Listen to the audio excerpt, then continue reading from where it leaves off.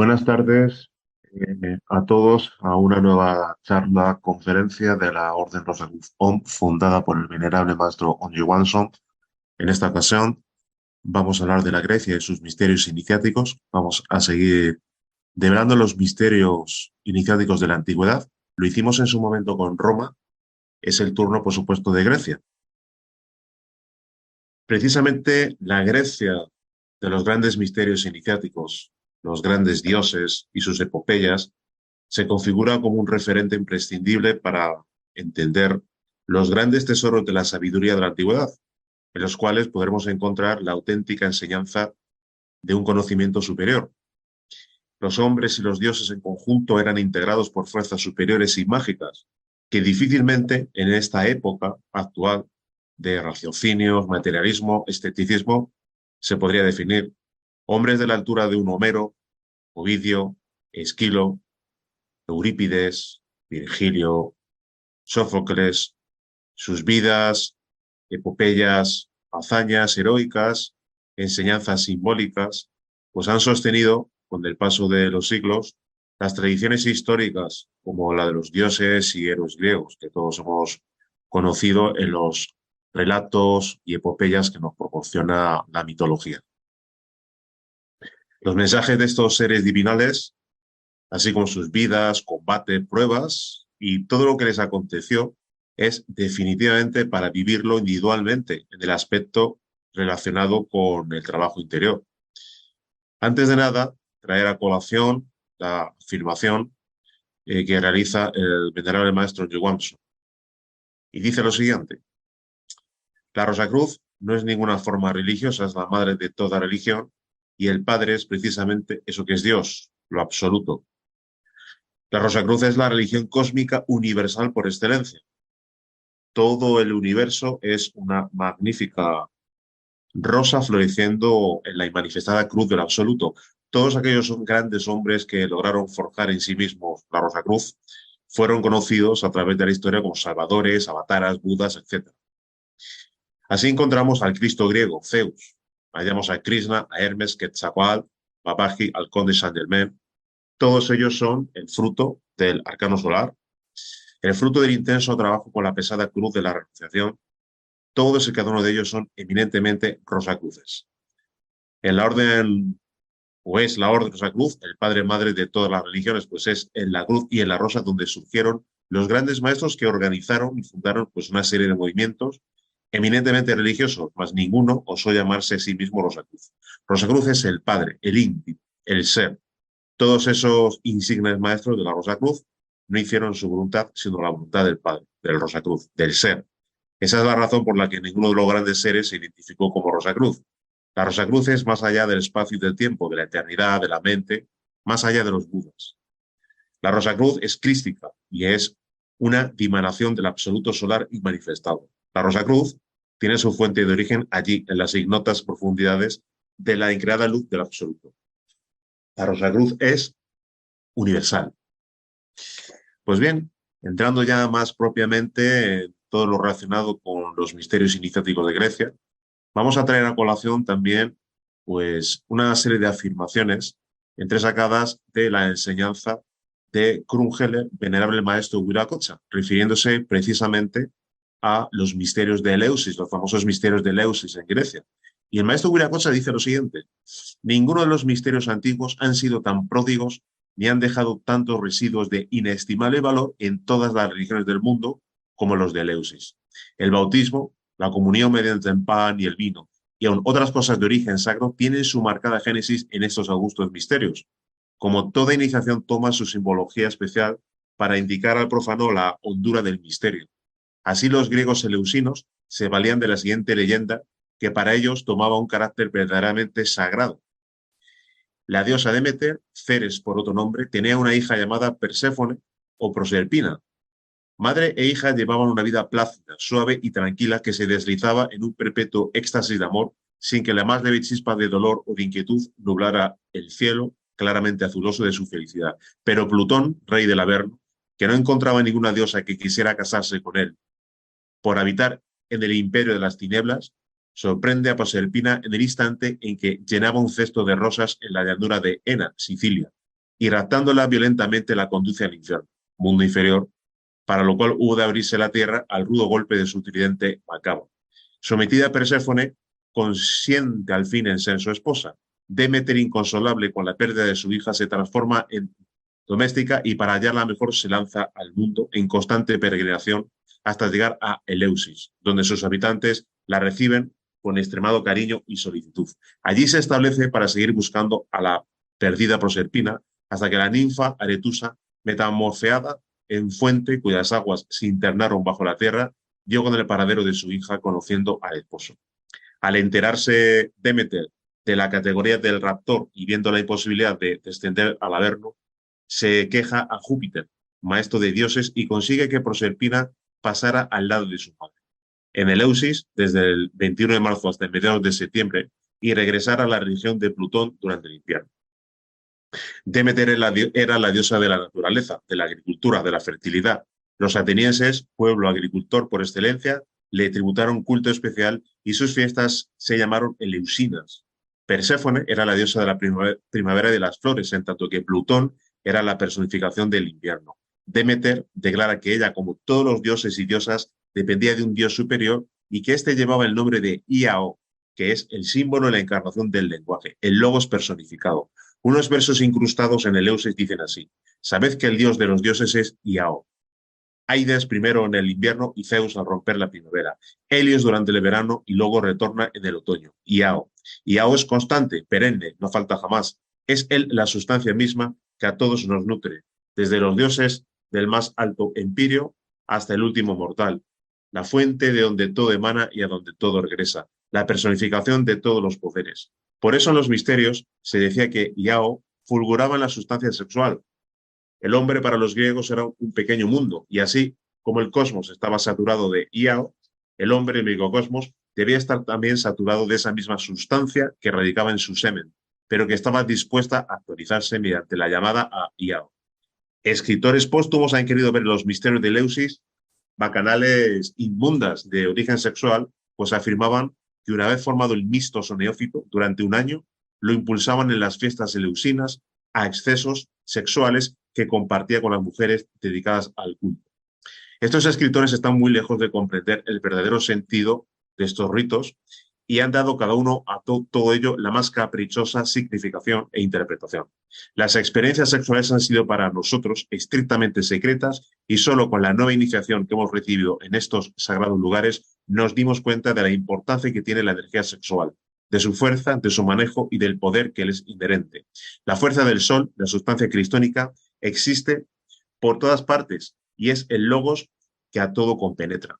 Solo se diferencia por su estado de concentración, pues está más latente, más en esencia en unos lugares que en otros. Es seguro que esta sustancia ha de estar en el clorofil de las plantas, pero más principalmente en la savia. En su estado de savia, más en la flor y últimamente en el fruto. Al ser transformada, va a nuestros tejidos, luego a la sangre y con mayor intensidad al tuétano, a la médula y al semen, que es médula más concentrada. Esta fuerza o energía en su irradiación es ciega y el objeto de los misterios es actualizarla para que se convierta en fuerza mágica. Esto es lo que se llamaba la transmutación de las sustancias sexuales. La magia requiere, ante todo, para producirnos en este sentido, nos reconozcamos como logos, crestos, etc.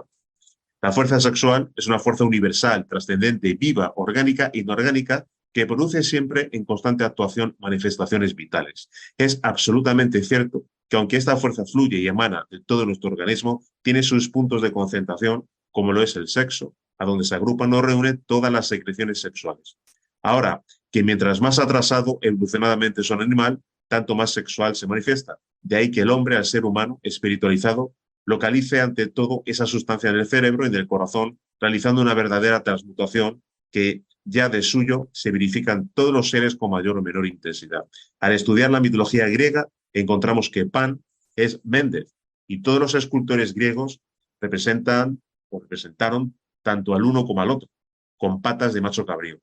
El hecho de existir tanta similitud entre el dios Pan griego y el Méndez egipcio prueba que esa divinidad es bien común entre ellos y fue siempre el dios de la generación. Llamaban al macho de Méndez Bai Nip Didui. La palabra Bai significa a la vez carnero y macho cabrío o alma. Otros traducen esta palabra por gran alma. En Méndez, ciudad situada en la parte nororiental del Nilo, se celebraban esos magnos misterios sexuales, y cuando hemos experimentado en los ritos de Eleusis y Méndez es cuando nos hemos dado cuenta de cómo son las fuerzas sexuales en su forma universal de logos o sustancia cristónica a aquellos que se referían. La concepción de las fuerzas sexuales en toda su pureza no es hoy un misterio. El misterio queda en la hondura, tan solo para aquellos que confunden la parte espiritual con el acto grosero. Los actos del culto, tal como los experimentaron los antiguos, se escapan a nuestra comprensión hasta que no sea posible vivir personalmente estos misterios iniciáticos, tal como los hemos vivido en Rodas, Eleusis y Egipto. Uno de ellos aisladamente sería unilateral. Era preciso experimentarlos todos para sentir en toda su amplitud el poder de la iniciación. Pues bien, esto nos dice venerable maestro Wiracocha respecto a los misterios de Eleusis, los misterios eleusinos. Bien, con respecto a dos elementos que se encuentran presentes precisamente en todos los aspectos relacionados con la iniciación, en todas las mitologías de la antigüedad, en todas las culturas y también de alguna u otra forma, pues en prácticamente todos los vehículos de expresión que ha utilizado la logia blanca para manifestar pues, el conocimiento de la rosa y de la cruz, en la mitología griega, obviamente, no podía ser una excepción. En la mitología griega, en el esoterismo de la gran obra, el fuego y el agua constituye el núcleo neurálgico del trabajo interior. Todo empieza por el fuego, el fuego precioso, elemento base junto al agua de toda gran obra a realizar, tal como siempre lo hemos comentado en prácticamente todas las charlas. Necesitamos conocer la verdadera naturaleza del fuego, los beneficios, sus potencialidades latentes. No debemos ignorar a Prometeo. Sería un gran error. El fuego físico o sexual puede ser bien o mal empleado. Es preceptivo e indispensable aprender a manejar sabia e inteligentemente el fuego benefactor y no dejarse atrapar y dominar por el fuego devorador. Hay que estar dispuesto a utilizar a Dionisio, el dios del vino y la transmutación. Aprender a manejar el poder del agua de la transmutación es fundamental, porque dentro de esa materia prima se encuentran encerradas todas las claves para la autorización del ser. Dionisio Baco es también llamado Liber, el libertador, pues es precisamente él quien nos entrega la clave para la libertad del alma. Por eso se encuentra sentado a la diestra del Dios, Padre el omnipotente Zeus, el Señor del Olimpo. Trabajar con el fuego y el agua, origen de mundos, hombres y dioses, es primordial para la realización de la gran obra. Lograr con el fuego, el agua, el origen de mundos, hombres y dioses, realizar todo el trabajo del fuego y el agua solo es posible mediante el Saja Maituna, con la transmutación alquímica de la materia prima de la alquimia entre hombre y mujer, tal como hemos comentado en innumerables conferencias. Perseo Andrómeda, Teseo Ariadna, Jasón Medea, Orfeo Eurídice, Cadmo Armonía, representan dentro de nosotros la pareja perfecta, el Budi Manas, el alma humana que es masculina y el alma divina que es femenina. Quien sabe manejar inteligentemente el fuego, algún día estará en condiciones, con el largo caminar de los años, de crear en su interior al Logos, el Crestos, a Hércules, el héroe solar, y conocer la luz increada de lo absoluto. Hasta nuestros días, todavía encontramos las reminiscencias sagradas del fuego. Las danzas sagradas siempre estuvieron creadas en honor al fuego. Las lámparas que se guardaban en los templos, las velas, son connotaciones claras de la veneración a Dios, signo inconfundible del fuego. Volviendo a Prometeo, ha sido conocido como el titán principal de la mitología griega, aquel que sustrajo del Olimpo el fuego para entregarlo a los hombres y así los humanos hagan uso de ese sagrado elemento para conocer las leyes de la vida y la muerte, alcancen su despertar y realización íntima del ser, realizando un trabajo de transformación con el fuego, INRI, el cual se debe entender como ignis natura renovatum integra. Recordemos que justamente es la leyenda, el letrero que preside la cruz en la que fue crucificado el Cristo. Como consecuencia de la apertura de la caja de Pandora, la humanidad camina arrastrándose hacia la degeneración e involución. Dicen que Zeus mandó encadenar a Prometeo a una de las rocas del Cáucaso y un horrible buitre habría de devorarle las entrañas, su hígado volvía a crecer cada noche y el águila volvía a comérselo cada día.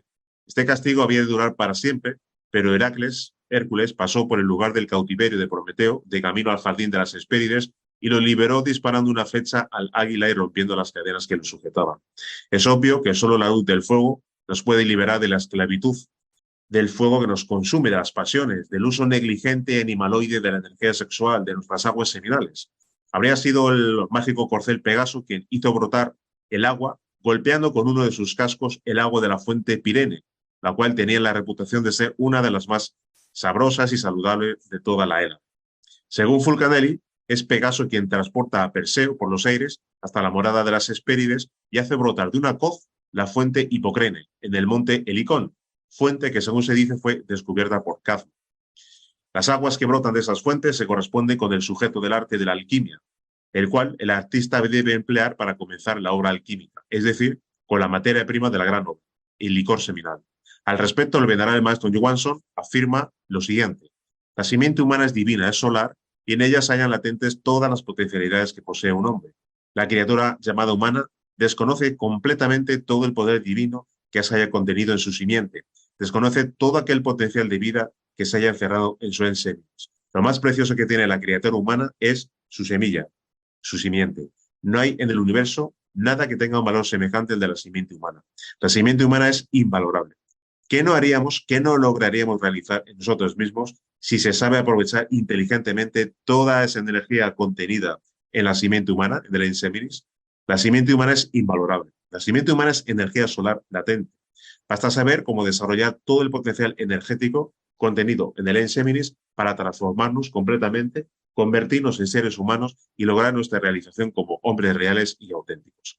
La simiente del hombre es realmente divina, es la energía con la cual podemos llegar a Dios, es la energía con la cual podemos cristalizar en nosotros todo aquel maravilloso báculo de Brahma, o la vara de Aarón, o la espada ígnea de Perseo, con la cual disolvemos, reducimos a polvareda cósmica eso que es el ego, eso que constituyen en nosotros, eso que es la legión cristiana, nuestros vicios, nuestros defectos, nuestros errores, pecados, virtudes, etcétera.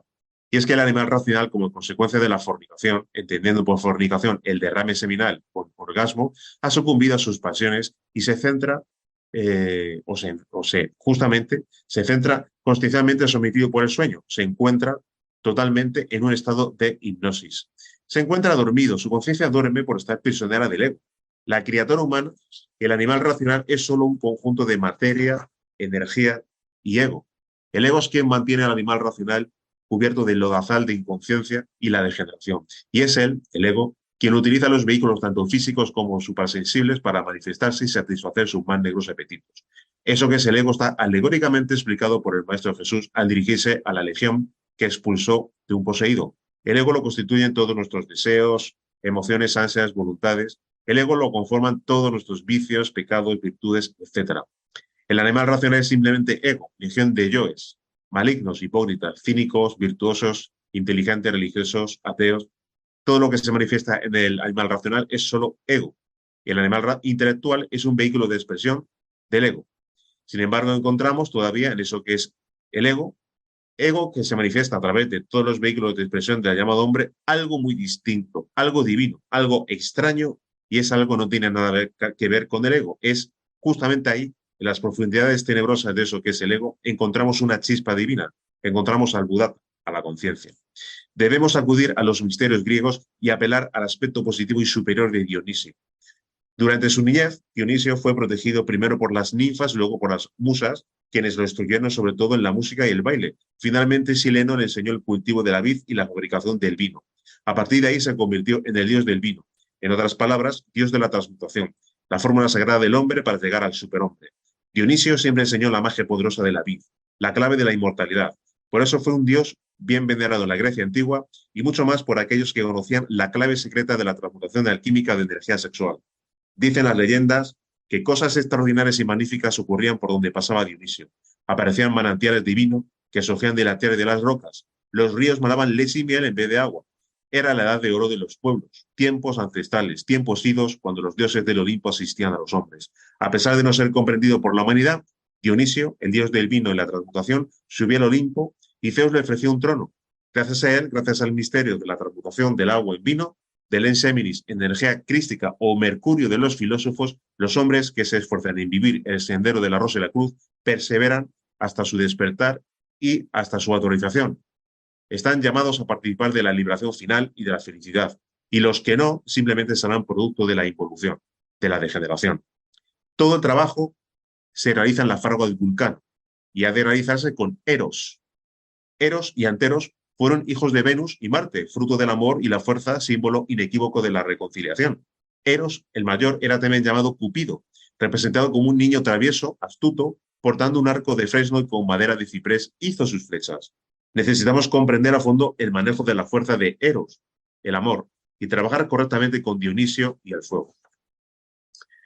Con respecto al mito del laberinto y el Minotauro, el mito del laberinto es una alegoría del trabajo interior en pos de la liberación de la conciencia, en su lucha precisamente contra el ego. Justamente el gran Fulcanelli nos dice lo siguiente: así como se reservaba al tallista de imágenes la decoración de las partes salientes de la catedral, se confiaba al ceramista la ornamentación del suelo de las catedrales. Este era generalmente enlosado o embaldosado con placas de tierra cocida, pintadas y recubiertas de un esmalte plomífero. Este arte había adquirido en la Edad Media bastante perfección para asegurar a los temas historiados la variedad suficiente de dibujo y colorido. Se utilizaban también pequeños cubos multicolores de mármol, a la manera de los mosaicos bizantinos. Entre los mitos más frecuentemente empleados, conviene citar los laberintos que se trazaban en el suelo, en el punto de intersección entre la nave y el crucero. Las iglesias de Sens, de Reims, de Auxerre, de Saint-Quentin, de Poitou y de Bayeux han conservado sus laberintos.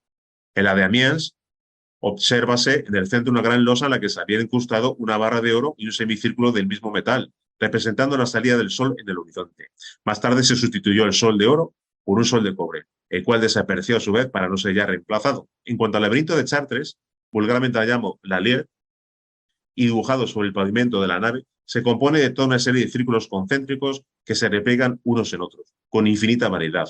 En el centro de esta figura, véase antaño el combate de Teseo contra el Minotauro, nueva prueba de la infiltración de temas paganos en la iconografía cristiana y en consecuencia de un sentido mito hermético evidente.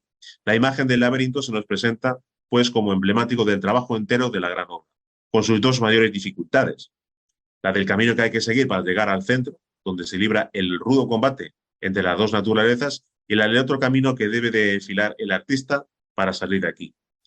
Aquí es donde necesita el hilo de Ariadna si no quiere extraviarse en los meandros de la obra y verse incapaz de encontrar la salida.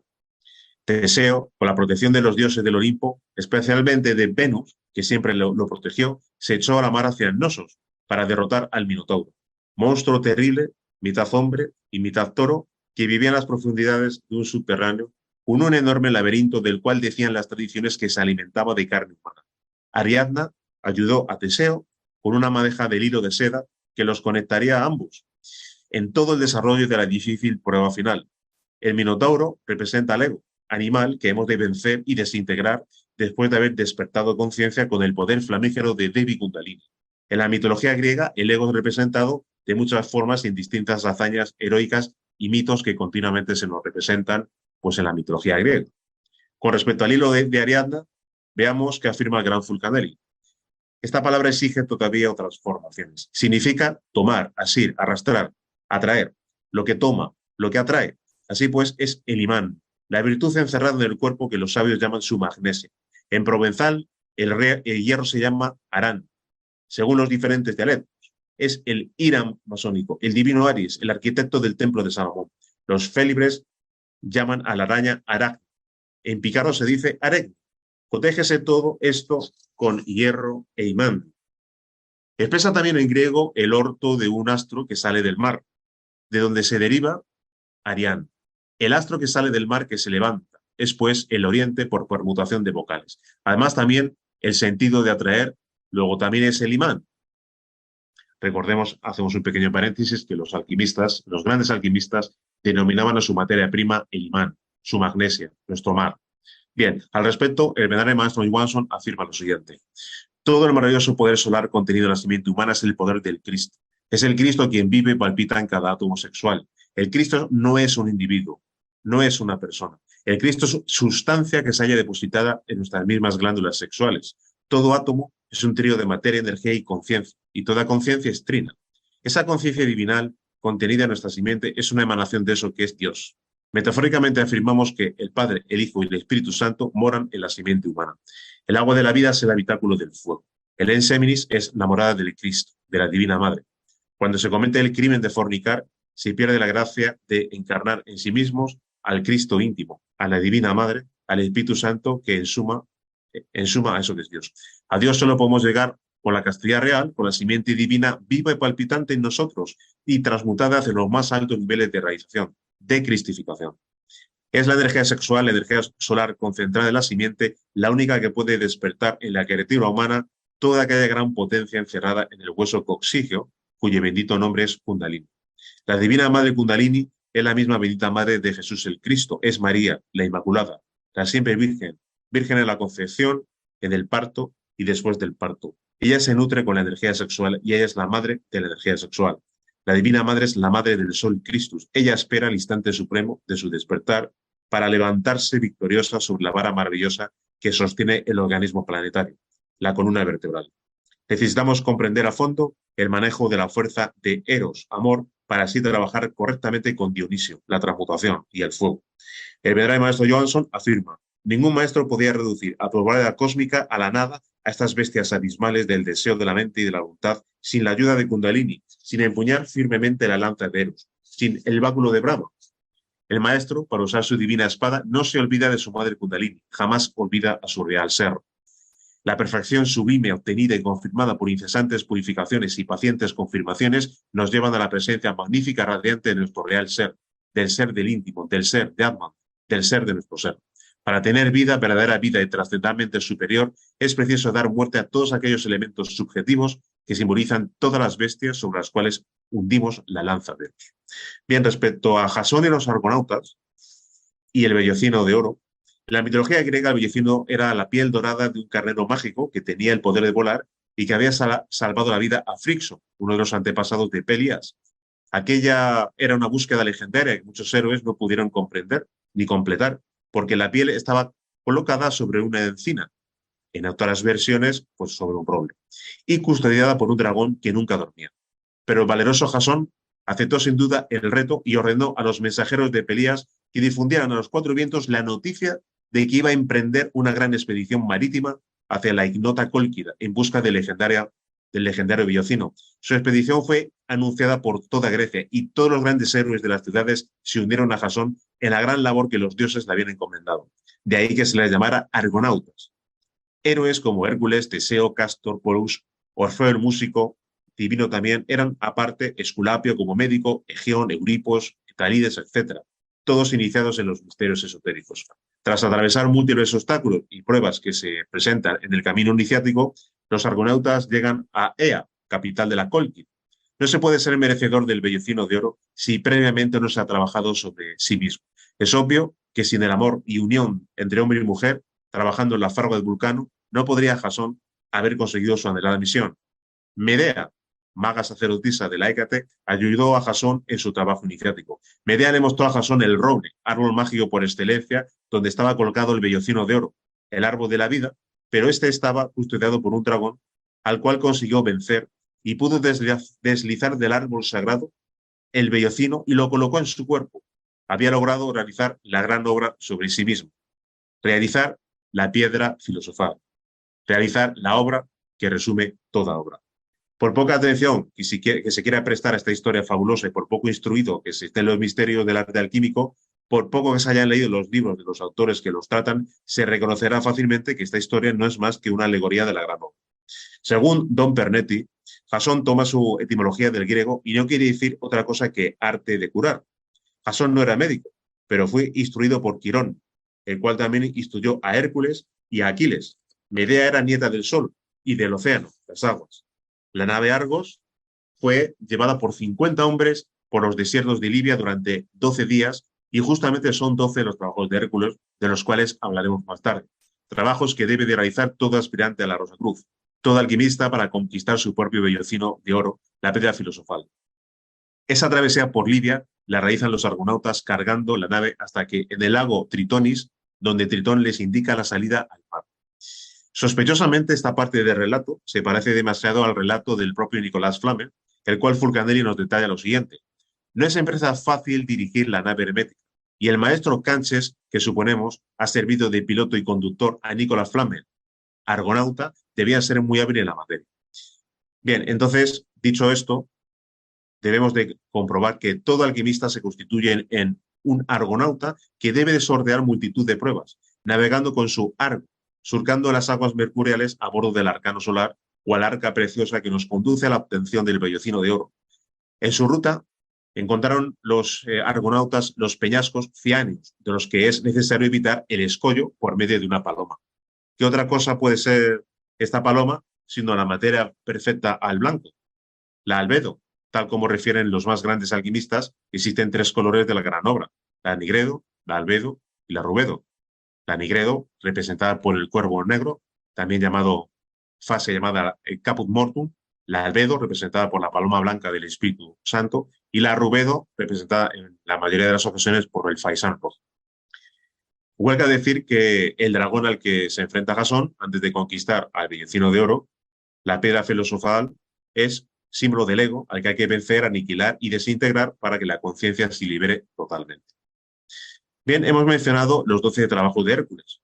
Hércules Heracles ha sido el héroe griego más conocido que se pueda mencionar. Nacido en Tebas, fue hijo de Zeus Júpiter, el padre de los dioses, y de Almena, Hera Juno, su madre divina y reina del Olimpo. Hércules representa al Cristo, es el mismo que Quetzalcóatl azteca, el Vishnu indostánico, el Horus egipcio, Jesús el Cristo, etc. Hércules, el superhombre, debe nacer en nosotros por medio de terribles sacrificios con la eliminación del ego. Su delicada labor era servir al rey Euristeo en todo lo que le pidiera por exactos 12 años, y durante ese tiempo debía ejecutar 12 grandes pruebas llevadas a la perfección en diferentes ciudades y países para que al final de ellas alcanzara la inmortalidad. Durante todo su trabajo estuvo siempre protegido por los dioses, principalmente Atenea Minerva y Hefesto Vulcano. El venerable maestro Johansson afirma lo siguiente. Si para hacerse merecedor a iniciar el ascenso por la montaña de fuego, vale decir, por las 9 iniciaciones de misterios mayores, así como de la montaña de la luz, tuve el aspirante que bajar, descender a las diversas regiones subplanetarias de nuestro planeta Tierra, ahora para hacerse merecedor a escalar la montaña de la resurrección, debe iniciar el recorrido por los mundos infiernos o avernos de los 9 planetas y así cultivar, cosechar y saborear los frutos de los nuevos grados que conquista el maestro que busca la perfección en la maestría. Ser maestro es algo muy grande, mas lograr la perfección en la maestría, ser un maestro perfecto es superior. La perfección no tiene límites. Si la perfección tuviese límites, no sería perfección, sino tan solo ilusión. Los grandes maestros del fuego y la luz buscan constantemente la perfección en la maestría. Y lograda esta, siguen realizando en sí mismo la perfección de las perfecciones. Sin temor a equivocarnos y sin ánimo de disminuir la perfección de eso que es Dios, afirmando que Dios se perfecciona a sí mismo. Si Dios se perfecciona a sí mismo, confirmamos que la perfección no tiene límites. Cada perfección que Dios logra en sí mismo se traduce en la creación de nuevos y maravillosos sistemas solares, galaxias, universos, cosmos. El hombre auténtico, verdadero en su afán de realizar en sí mismo la perfección en la maestría, inicia su ascenso por todos y cada uno de los planetas que son los siguientes: Luna, Mercurio, Venus, Sol, Marte, Júpiter, Saturno, Urano y Neptuno. Pablo, en una de sus epístolas, cuenta cómo fue arrebatado al tercer cielo y es precisamente la transcripción simbólica de alguien que vio y vivió en el cielo de Venus. De la misma manera, Enoc y Elías fueron arrebatados a las inefable cimas del 9º cielo de Neptuno y ahí encontraron la palabra perdida, a su propio íntimo, a su verbo íntimo, a su real ser. El ser no se halla afuera, sino dentro, muy dentro. El primero de los planetas en el cual tenemos que lograr nuestras purificaciones y perfecciones es el planeta Luna. El peregrinaje ha concluido en la montaña de la resurrección después de haber trabajado justamente con todos esos planetas, conocidos ya todos los infiernos de los planetas místicos y aniquilados los terribles enemigos del Cristo interno. Corresponde al maestro realizar la más excelsa de las obras, la resurrección. Atman, en el maestro interno, el íntimo, el ser, se hallaba muy oculto en las profundidades ignotas de nuestro ser. Se hallaba muerto, mas las benditas aguas espermáticas llevadas a las sublimes transmutaciones y bebidas por el maestro en las sacrosantas ceremonias del arcano solar logran levantarlo y resucitarlo en nosotros mismos. La resurrección del maestro realizado en las supremas esferas místicas del amor nos confiere la perfección en la maestría. Esta perfección sublime, obtenida y confirmada por incesantes purificaciones y pacientes confirmaciones, nos llevan a la presencia magnífica y radiante de nuestro real ser, del ser del íntimo, del ser de Atman, del ser de nuestro ser. El amor, fruto de constantes transmutaciones y extenuantes pulimentaciones por medio del arcano solar, es lo que nos permite, por medio de la Rosa Cruz, realizar el trabajo de la magna obra y llevarla a estas alturas de la resurrección. El maestro resucitado lo constituye Atman, Budi y Manas.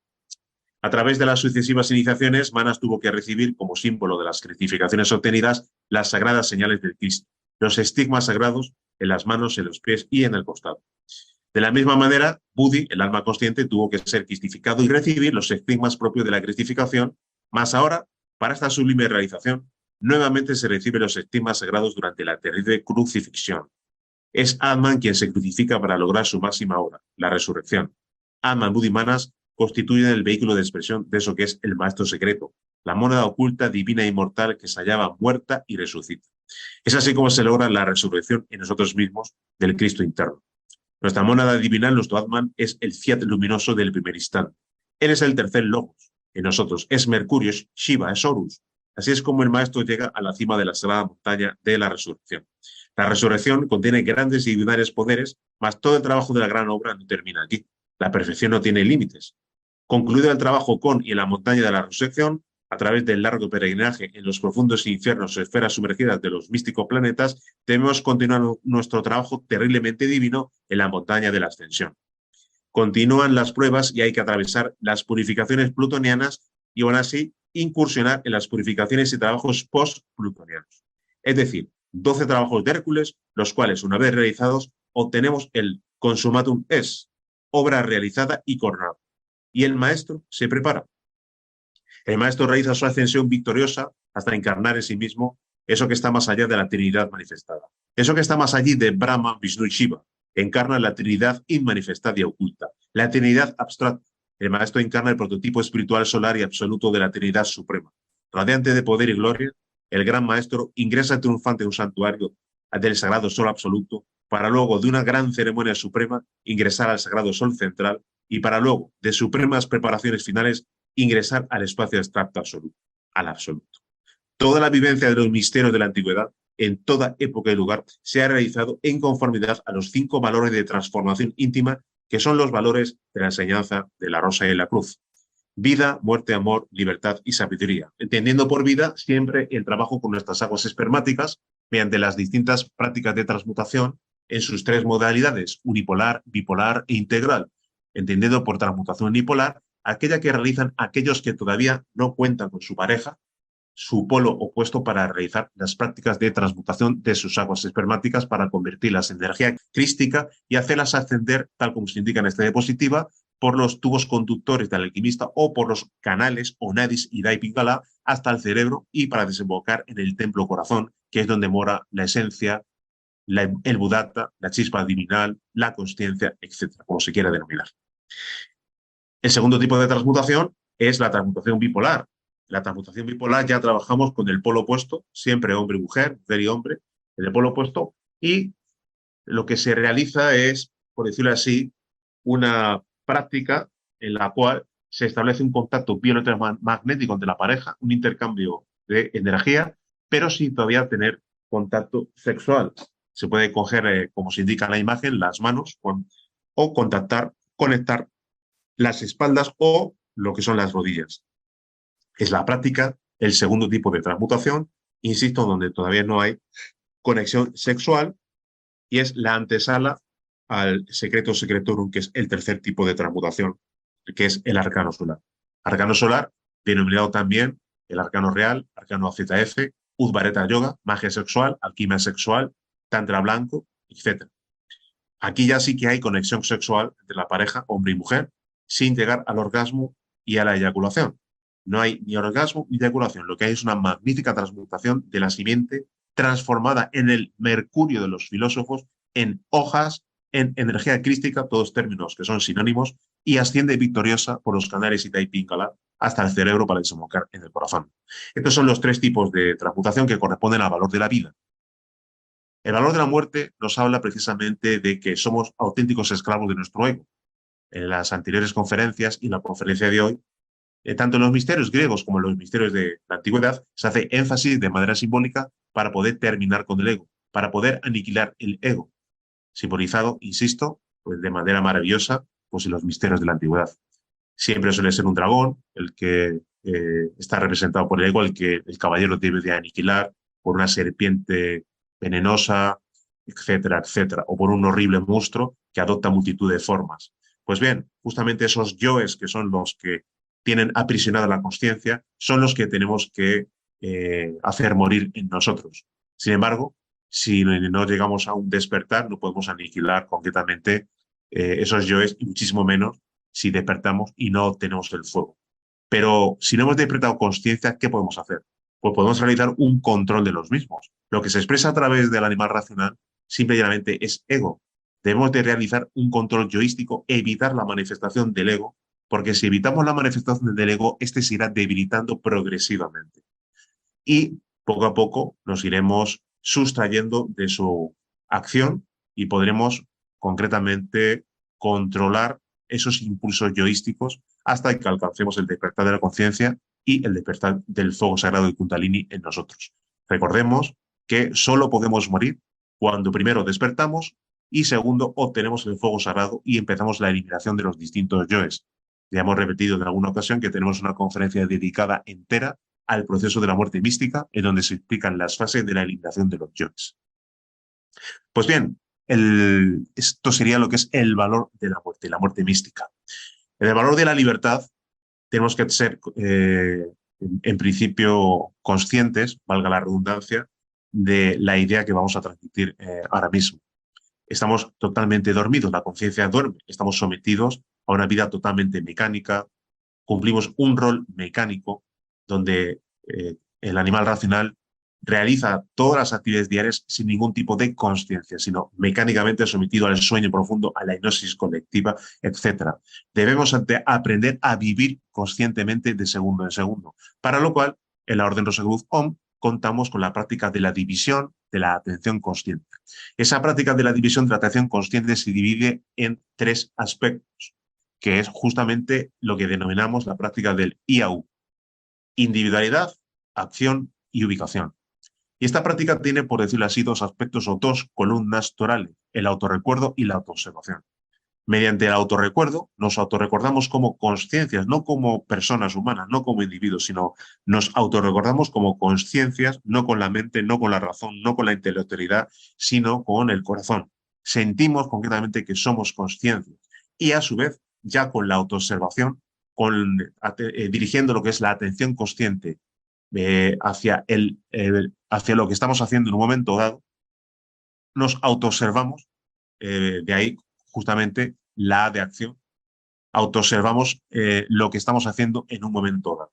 Sin perder la noción de quiénes somos y sin perder la noción de lo que estamos haciendo, extendemos la atención consciente hacia el lugar en el que nos encontramos. De tal manera que siendo uno, dividimos la atención en 3. Insisto, individualidad, acción, ubicación. De esta manera, progresivamente, es como vamos viendo el aquí y ahora, que algunos autores últimamente han querido explicar en sus libros, pero que no han conseguido explicarlo suficientemente bien y tampoco han aportado una clave muy importante. No podemos realizar esta práctica si no contamos con la energía de la transmutación alquímica de la energía sexual. Necesitamos justamente la transmutación de nuestras aguas espermáticas para que se pueda canalizar mediante la práctica de la atención consciente. Bien, y ya nos quedaría el valor del amor y el valor de la sabiduría. El valor del amor es muy sencillo: amar a nuestro prójimo más que a nosotros mismos. ¿Qué es lo más valioso que tenemos? La enseñanza de la rosa y la cruz. Nadie puede avanzar un milímetro en el sendero si no comparte con los demás su conocimiento. Nosotros no podemos acaparar el conocimiento para nosotros mismos. La humanidad se encuentra en un momento muy delicado. Nos encontramos en un pleno Kali Yuga, y en el que abunda lo que es el dolor, el sufrimiento, y necesitamos sabiduría, necesitamos conocimiento para hacer frente, pues, a ese sufrimiento y poder tener la clave para poder alcanzar la felicidad. Por eso tenemos que divulgar gratuitamente la Rosa y la Cruz, proporcionarle a los demás la enseñanza gratuitamente, por lo menos que el próximo pueda conocer la enseñanza, con independencia de que la quiera vivir o no. Pero tenemos que divulgar la enseñanza, es nuestra obligación y nuestra responsabilidad. Cuanto mayor conocimiento vayamos adquiriendo, mayor responsabilidad iremos adquiriendo con respecto a la humanidad. Así que debemos de, con el valor del amor, amar a nuestro prójimo más que a nosotros mismos y divulgar la enseñanza de Rosa Cruz. Por último, valor de la sabiduría. El valor de la sabiduría es simplemente implica hacer la voluntad del Padre. Pero tal como estamos, no podemos hacer la voluntad del Padre porque estamos totalmente dormidos. Hacer la voluntad del Padre implica primero despertar conciencia. Eso sería, en principio, la primera cuestión que debemos de tratar. Debemos de alcanzar el despertar de la conciencia para ya sí, conscientemente, hacer la voluntad del Padre. Entonces, resumiendo, esos 5 valores, vida, muerte, amor, libertad, sabiduría, vividos al unísono, sin excepción, no viviendo un valor ni dos ni tres, viviendo los 5 valores, es como logramos precisamente alcanzar y cristalizar en nosotros nuestro propio vellocino de oro, nuestra propia piedra filosofal, convertirnos nosotros mismos en esa piedra filosofal, encarnar en nosotros mismos el Cristo, realizar la gran obra de la alquimia y sumergirnos en la increíble luz de lo absoluto. Tenemos que dar gracias no solo a los maestros contemporáneos como Maestro Johansson, que nos han develado los misterios de la antigüedad, sino precisamente a aquellos maestros que en la antigüedad quisieron hacer perpetuar esta enseñanza, estos misterios, tanto en Grecia como en Roma, como justamente en otros continentes, como en el Egipto, como en el Tiahuanaco, como en los misterios mayas, aztecas, etcétera, porque ahí reside la clave de la enseñanza que hemos tratado hoy y venimos tratando en todas las charlas. Simplemente dar las gracias a todos los amigos por su atención. Un abrazo para todos, buen fin de semana y nos vemos en la siguiente conferencia. Un abrazo y gracias de nuevo.